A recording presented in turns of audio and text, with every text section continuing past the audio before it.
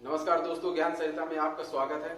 जिस दिन से श्रीहरिकोटा से चंद्रयान 3 ने चंद्रमा के लिए अपनी उड़ान भरी, उसी दिन से देशवासियों को 23 अगस्त का भारी बेसब्री से इंतजार है, क्योंकि 23 अगस्त को चंद्रयान 3 चंद्रमा पर सॉफ्ट लैंडिंग करने जा रहा है।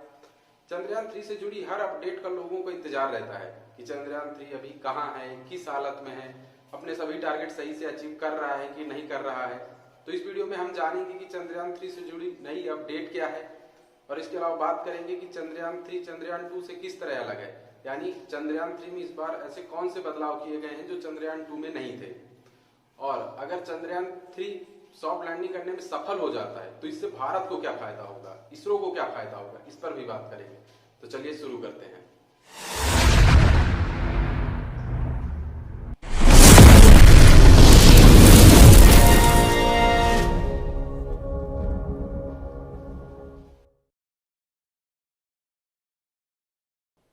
चंद्रयान 3 इसरो का तीसरा चंद्र मिशन है। इससे पहले 2008 में चंद्रयान 1, 2019 में चंद्रयान 2 भेजा गया था। सॉफ्ट लैंडिंग की ये दूसरी कोशिश है, क्योंकि चंद्रयान 2 में जब सॉफ्ट लैंडिंग कराने की कोशिश की गई थी तो इसरो पूरी तरीके से सफल नहीं हो सका था। आपको पता है कि 14 जुलाई 2023 को दोपहर के 2:35 पर श्रीहरिकोटा के सतीश धवन अंतरिक्ष केंद्र से चंद्रयान 3 ने अपनी यात्रा शुरू की। 14 जुलाई से लेकर 1 अगस्त के बीच में चंद्रयान 3 ने पृथ्वी की कक्षा की परिक्रमा की लगभग 5 चक्कर लगाए। उसके बाद 1 अगस्त चंद्रयान 3 के लिए एक इंपॉर्टेंट डेट थी। 1 अगस्त को इसरो ने चंद्रयान 3 को ट्रांसलूनर ट्रांजेक्टरी पर डाल दिया, यानी चंद्रयान 3 की पृथ्वी के कक्षा की परिक्रमा पूरी हो गई थी। अब वो पृथ्वी के गुरुत्वाकर्षण क्षेत्र से बाहर निकल के चंद्रमा के रास्ते पर निकल गया है। तो चंद्रयान 3 पृथ्वी के कक्षा की परिक्रमा पूरी कर चुका है और चंद्रमा के रास्ते पर निकल चुका है। तो अगला पड़ाव चंद्रमा है। 5 अगस्त यानी आज चंद्रयान 3 के लिए दूसरी सबसे इंपॉर्टेंट डेट है। जैसा कि इसरो ने बताया है कि आज शाम को लगभग 7 बजे के करीब चंद्रयान 3 चंद्रमा के ऑर्बिट पर पहुंच जाएगा। यानी चंद्रयान 3 लगभग चंद्रमा से 40,000 किलोमीटर की दूरी पर चंद्रमा की ऑर्बिट पर पहुंच जाएगा और चंद्रमा के परिक्रमा लगाने लगेगा, चंद्रमा की कक्षा की परिक्रमा लगाने लगेगा। 6 अगस्त को पहली कक्षा पूरी करने के बाद चंद्रमा की दूसरी कक्षा पे प्रवेश कर जाएगा 6 अगस्त को। फिर तीसरी जो कक्षा होगी लगभग 4 से 5,000 किलोमीटर की दूरी की, वो 9 अगस्त को होगी। फिर चौथी जो होगी वो 14 अगस्त को होगी। फिर पांचवी 16 अगस्त को, और 16 अगस्त को जो चंद्रमा की परिक्रमा होगी उसमें लगभग 1000 किलोमीटर की दूरी रह जाएगी। यानी चंद्रयान 3 चंद्रमा से 1000 किलोमीटर की दूरी पर होगा 16 अगस्त को। फिर अगली इंपॉर्टेंट डेट चंद्रयान 3 के लिए 17 अगस्त होगी। 17 अगस्त को चंद्रयान 3 चंद्रमा से सिर्फ 100 किलोमीटर की दूरी पर होगा, यानी चंद्रमा के काफी नजदीक पहुंच जाएगा। 17 अगस्त को ही चंद्रयान 3 का प्रोपल्सन मॉड्यूल लैंडर मॉड्यूल से अलग हो जाएगा, यानी अब आगे की यात्रा लैंडर मॉड्यूल तय करेगा। फिर 18 से 20 अगस्त के बीच में लैंडर मॉड्यूल की डी ऑर्बिटिंग की जाएगी, यानी 100 किलोमीटर से भी नजदीक लाकर लैंडर को लगभग 100 गुणे 30 के जो कक्षा है चंद्रमा की उस पर ले आया जाएगा। फिर चंद्रयान 3 धीरे धीरे चंद्रमा के नजदीक पहुंच जाएगा। फिर फाइनली वो डेट आ जाएगी जिसका सबको इंतजार है, यानी 23 अगस्त। 23 अगस्त को शाम को चंद्रयान 3 सॉफ्ट लैंडिंग करने का प्रयास करेगा। अब जो 23 अगस्त के शाम को जो 15 मिनट होंगे जब चंद्रयान 3 लैंड करेगा वो सबसे क्रिटिकल मोमेंट होंगे, क्योंकि वही समय होता है जब वैज्ञानिकों की धड़कनें बड़ी होती हैं, लोगों की धड़कनें बड़ी होती हैं, मॉनिटर पर सबकी नजर होती है, एक एक गतिविधि नोटिस की जाती है स्पेसक्राफ्ट की जो चंद्रमा पर उतरने वाला होता है। पिछली बार चंद्रयान 2 में हम पूरी तरीके से सफल नहीं हो सके थे, तो इस बार लोगों के मन में थोड़ा डर भी है कि कहीं ऐसा तो नहीं है कि हम फिर से असफल हो जाएं। ये डर होना स्वाभाविक है, क्योंकि पिछली बार थोड़ा असफल हुए थे। लेकिन चंद्रयान 3 को सफल करने के लिए इसरो ने पूरी जान लगाई है। लगभग 4 साल दिन रात मेहनत करके चंद्रयान 3 को तैयार किया गया है। तो इस बार चंद्रयान 2 से अलग चंद्रयान 3 में ऐसे कौन से बदलाव किए गए हैं जिससे चंद्रयान 3 के सफल हो जाने की पूरी उम्मीद है। तो चलिए बात करते हैं कि चंद्रयान 3 चंद्रयान 2 से किस तरह अलग है।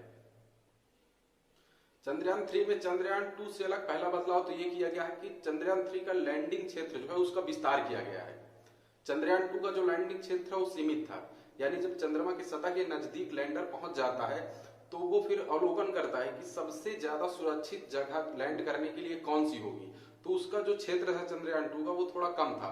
इस बार चंद्रयान 3 के लिए इसरो ने इस लैंडिंग का जो क्षेत्र है उसका विस्तार किया है, यानी चंद्रयान 3 के पास ज्यादा क्षेत्र होगा ये अवलोकन करने का कि स्पेसक्राफ्ट कहाँ पे उतरे, कहाँ पे लैंडर लैंड करे, ताकि कोई चोट ना आए लैंडर को और आसानी से सॉफ्ट लैंडिंग हो जाए। तो पहला बदलाव मुख्य रूप से यही किया गया है।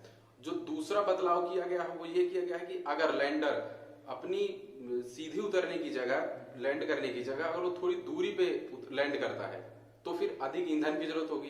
तो चंद्रयान 3 को चंद्रयान 2 से अधिक ईंधन से लैस किया गया है। चंद्रयान 3 का जो लैंडर है उसको चंद्रयान 2 के लैंडर से अधिक मात्रा में ईंधन दिया गया है, ताकि वो अगर अपनी लैंडिंग का क्षेत्र बदलता है, थोड़ी दूरी पर भी अपने लिए सेफ लैंडिंग क्षेत्र ढूंढता है, वहां उतरता है, तो ईंधन की कोई कमी ना आए, इसलिए चंद्रयान 3 के लैंडर में अधिक ईंधन डाला गया है।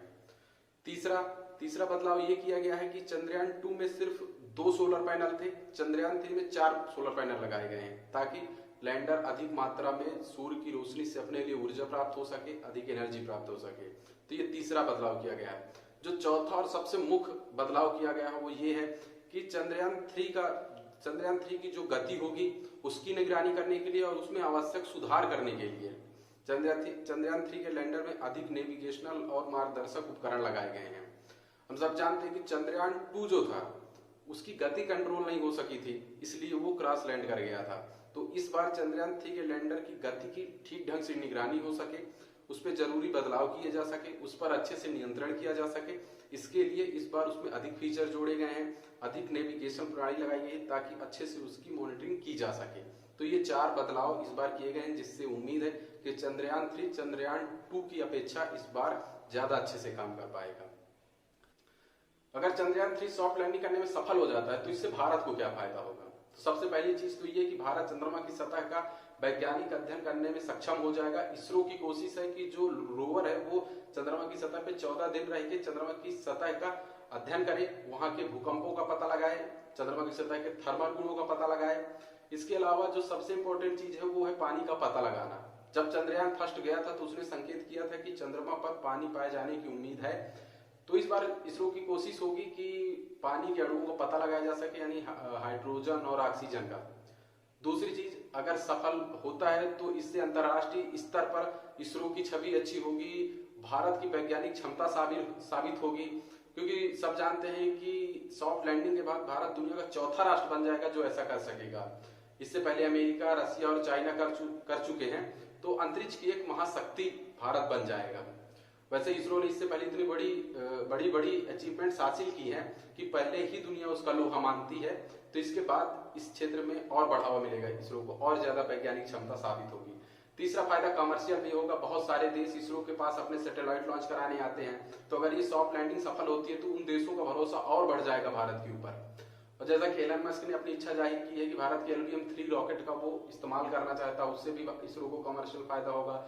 जापान भारत के साथ एक लूनर मिशन करना चाहता है, तो जापान की भी नजर इस बार चंद्रयान 3 के सॉफ्ट लैंडिंग पर है, क्योंकि अगर सॉफ्ट लैंडिंग सफल हो गई तो जापान का भरोसा बढ़ जाएगा। जापान चाहता है कि भारत की मदद लेके वो चंद्रमा पर अपना स्पेसक्राफ्ट उतारे।